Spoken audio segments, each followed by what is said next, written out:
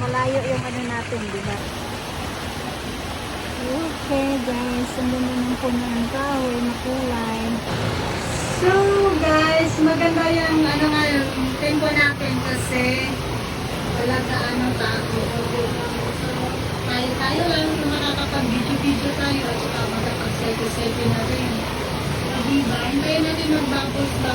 Kasi ayan. Ayan. Ayan. O, diba? So, tayo lang ngayon. Hindi pa masyadong matao. At yung puno sa labas, ang ganda na ng kulay. So, and then, this doon din sa kabila, meron pa din doon sa kabila, hindi masyadong matao ngayon. Ay, maganda kasi walang tao. Diba? Okay, maganda kasi walang tao. So, tayo lang dito banda, area. O, atin to lahat. Okay. Yan sa labas, yung view. Mahangin sa labas, guys.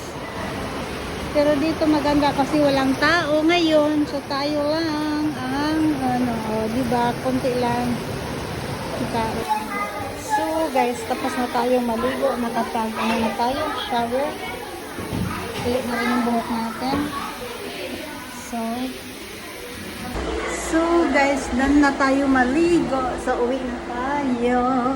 Diba, fresh na ang Inday nakapag swimming na. Uwi na tayo. Ready to go home na guys. So, nakapag-refresh na ang Inday. Fresh na. So, let's go.